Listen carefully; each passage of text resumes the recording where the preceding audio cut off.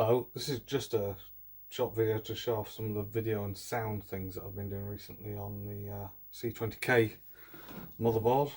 For those of you who don't know, C20K is a new BBC Micro and Master motherboard that uses a GoWin 20K primer FPGA chip.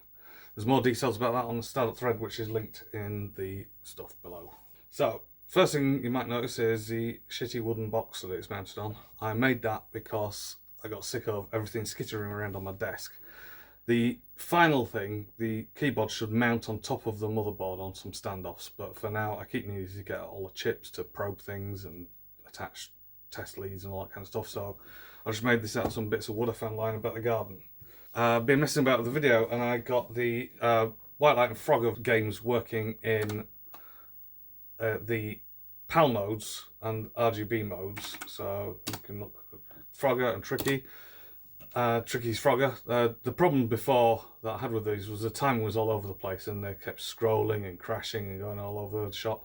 And then I realised all I'd done was I was feeding the wrong polarity of sync signal to the 6522 chip, which meant that all the timing was getting knocked out because it was detecting the end of the sync instead of the beginning of the sync. Similarly, White Light also now works on PAL. Unfortunately, neither of these seem to work on HDMI, and I suspect both of the games do stuff that is making a non-compliant HDMI mode. So I'll need to test these with a scope and have a bit of a check around to see either it's my retimer that retimes things for HDMI that's getting confused by them, or it's that they are not quite meeting PAL specs, and HDMI monitors are way more sensitive to slight changes in timings than, say, this analog monitor that you're viewing it on now. Anyway, the scrolling's smooth, everything works, and I'm quite happy with that. The other thing I've got working is HDMI is now sort of looking okay. It works okay in interlaced modes. I've not quite got non-interlaced modes to pick up on my capture cards, but they do work on TVs. So I think this might be a fault with the capture card that I'm using, I don't know, but the other thing I've got working today was the sound working. So again, you can see here the sound now coming through HDMI, and then if I turn the volume up, I'll swap over, and this is the sound coming out of the speakers in my wooden box. They go surprisingly loud for little 2-inch speakers, as probably not. Can't even hear me now, but there we go. And that's using the onboard amplifier on the motherboard, which should go up to about 3 or 4 watts. Can't say I'll show a picture of it in a minute. This is the tiny little chip up here, which is a PAM 8019E. I had all sorts of difficulties. I thought it was my soldering, because it's a QFN part, so it was really quite difficult to solder and quite small. In the end, it turned out I'd made a really stupid mistake on the schematic, and instead of coupling it with capacitors, I coupled it with resistors. So quick 5 minutes with a hot air gun, I replaced those resistors with 100 nanofarads capacitors, and everything worked fine.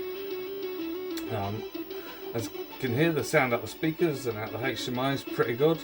I'll just turn this down and then I'll just say this is what it sounds like coming out of the line out straight into Audacity,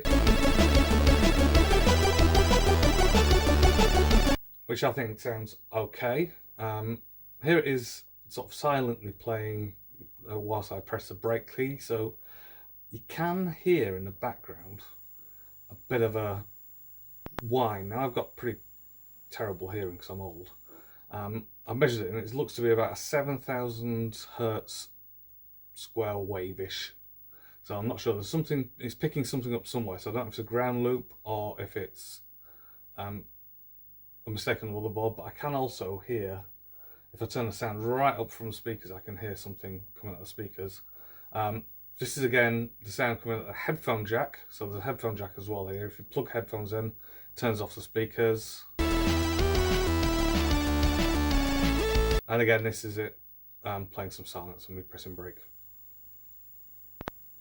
again, you can hear a bit of that background noise, which is quite annoying. I'll try and track that down. It might be a bit of bad circuit layout. It might be something to do with my recording setup. I'm not quite sure. At the moment, it's just using a 1-bit DAC for the sound instead of it's got the footprint on for a I2S chip, which might or might not improve things. I need to have a poke around the analog circuit to see how we get on with that. So yeah, as you can see, the HDMI in Mode 7 looks pretty tasty. It looks nice on the monitor. The capture card doesn't do it justice, and I have to have it in widescreen, which is slightly annoying.